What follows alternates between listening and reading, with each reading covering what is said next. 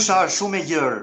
Mund të thuash po kanë përgjegjësi sepse nuk janë treguar transparent, ose kanë përgjegjësi sepse kanë lejuar çështjet e pronësisë të mbivendosen dhe të krijojnë telashe, sikurse mund të thuash se s'kan asnjë lloj përgjegjësie në këtë fazë.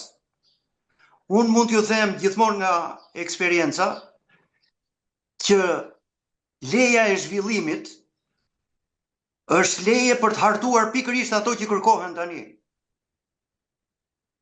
Pas leje e zhvillimit hartohet projekti, hartohet studimi i fizibilitetit, hartohet studimi mjedisor, hartohet studimi gjeologjik, se çfarë përbërje ka zona dhe sa do i rezistojë ndërtimeve. Dhe sigurisht edhe projekti i plot. Këto projekte kërkojnë shumë para.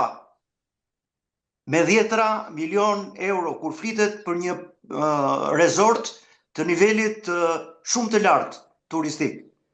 Dhe askush nga investitorët nuk do pranonte të investonte nëse nuk do të kishte garanci për vazhdueshmërinë e projektit.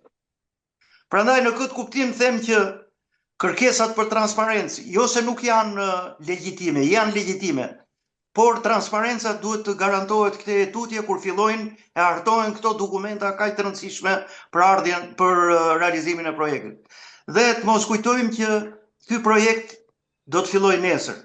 Për të përgatitur projektin bashkë me anekset që përmenda, do duhet një kohë relativisht e gjatë që shkon 2 deri në 3 vjet. Dhe pas fillon ndërtimi i resortit. Pra nuk janë çështje që zgjidhen me duke shtypur sustën. Dua unë tani dhe nuk ka zgjidhje tjetër. Hartohen një pjesë e këtyre dokumentave, të cilat diskutohen më pas me komunitetin lokal atje, por edhe me grupe të interesash në nivel kombëtar. Dhe këtë qeveria duhet ta mbajë në konsiderat dhe ta planifikojë për ta ndjekur me rigorozitet.